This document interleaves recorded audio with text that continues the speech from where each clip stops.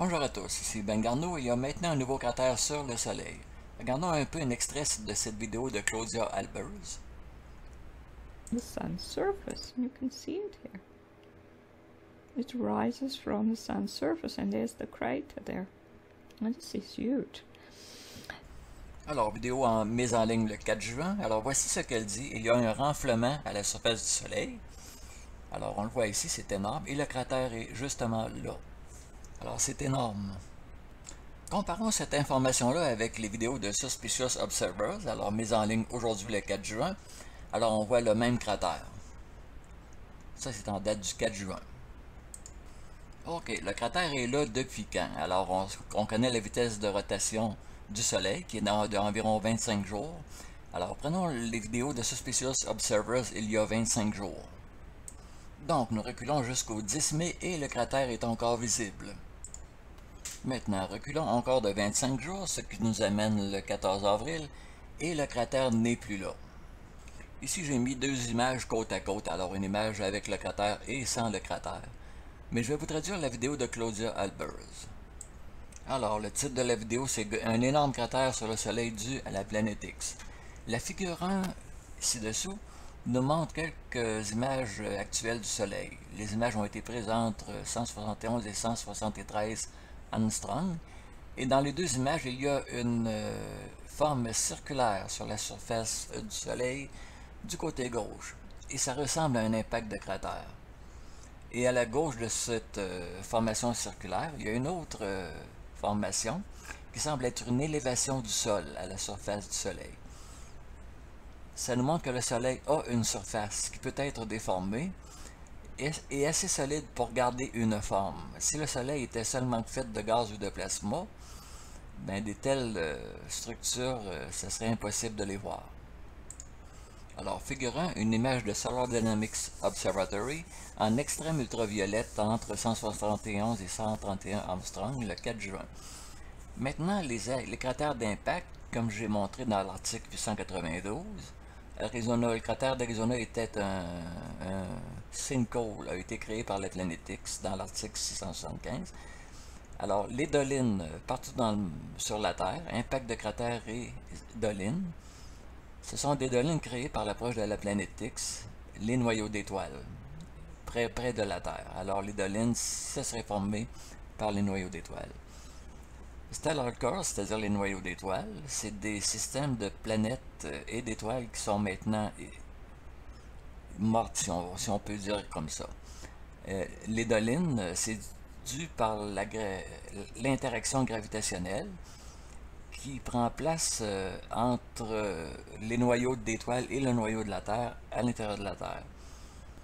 Et en ce qui concerne le Soleil, c'est le même procédé. Il y a une interaction entre les noyaux d'étoiles et le Soleil. La figure 2, alors une doline qui a comme un dôme en son centre, et ça c'est la signature d'une interférence gravitationnelle entre deux objets. Les gros cratères semblent avoir des côtés qui sont relevés comme celui-là qu'on a vu sur le Soleil. Le cratère d'Arizona, par exemple, a des côtés relevés. Le cratère du Soleil semble avoir à peu près le diamètre 1/10 de celui du Soleil, soit à peu près la même grandeur que Jupiter. Ce cratère pourrait donc avoir été formé par un gros objet de la planète X qui s'est approché du Soleil. La grosseur de cette doline-là pourrait être moindre que celle de la dimension du cratère. Bon, le grand cratère de l'Arizona semble parfaitement circulaire et a comme une structure de dôme en son centre.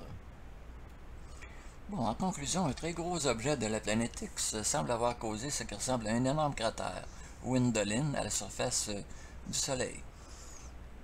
Cette portion du Soleil, à la surface qu'on vient de voir sur le Soleil, montre que le Soleil a une structure solide mais déformable.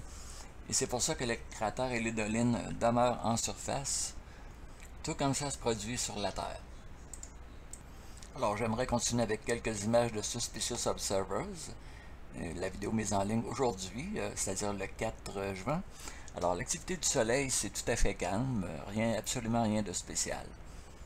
Et ça se termine avec des nouvelles très surprenantes en ce qui concerne la météo. 123 degrés Fahrenheit aux Indes, nouveau record de froid.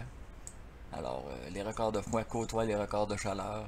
Il y a encore de la neige à certains endroits et c'est vraiment épouvantable comparé aux années précédentes. Alors, il y a beaucoup de choses qui changent sur notre planète au point de vue de la météo. Mais revenons quand même à ce mystérieux cratère qui est apparu à la surface du Soleil. Est-ce que ça aurait pu être causé par un impact quelconque? La réponse est non, pour la simple et bonne raison qu'il n'y a aucune activité anormale du Soleil qui a été reportée depuis des mois et même des années. S'il y avait eu un impact de cette importance-là, le Soleil aurait réagi par une très puissante explosion solaire, sûrement, éjection de masse coronale, etc. Or, comme Suspicious Observers le mentionne, sur le Soleil depuis des mois, c'est le calme plat. Donc, s'il n'y a pas eu d'impact, la seule explication qui reste pour expliquer le cratère, c'est les noyaux d'étoiles, et c'est la théorie de Claudia Albers. On est habitué, on sait c'est quoi qui cause les effondrements de sol et les glissements de terrain. Alors, si on prend un terrain inégal, si on prend une forte accumulation d'eau de pluie, effectivement, ça peut causer des glissements de terrain et des effondrements de sol. Les dolines. Alors, pourquoi certains effondrements de sol sont-ils parfaitement ronds, comme s'ils avaient été faits par une perceuse géante? Alors, c'est pas un effondrement de sol normal. Le terrain est plat, il n'y a aucune dénivellation, puis à un moment donné, le sol s'effondre, puis dans une forme totalement circulaire. Et c'est là que la théorie des noyaux d'étoiles de Claudia Albers entre en scène. En voici un noyau d'étoiles, il est très près du Soleil, on voit le vortex, on voit la connexion qui s'est établie entre le Soleil et le noyau d'étoiles. Donc, ceci, c'est-à-dire ce cratère-là qu'on voit sur le Soleil, correspond à cela, ce cratère-là qu'on voit à la surface de notre sol. Donc, non pas des impacts, mais des interconnexions électromagnétiques entre deux astres. Voyez-vous, partout dans le monde, depuis plusieurs mois, il y a des objets qui sont filmés près du Soleil et près de la Terre. Alors, ce serait des noyaux d'étoiles, c'est la théorie de Claudia Albers, et ça explique les effondrements de sol parfaitement ronds, et ça pourrait expliquer aussi le cratère qui est à la surface du Soleil maintenant depuis quelques jours. Alors, c'est Ben Garneau, je vous remercie d'avoir visionné la vidéo, et je vous dis à la prochaine.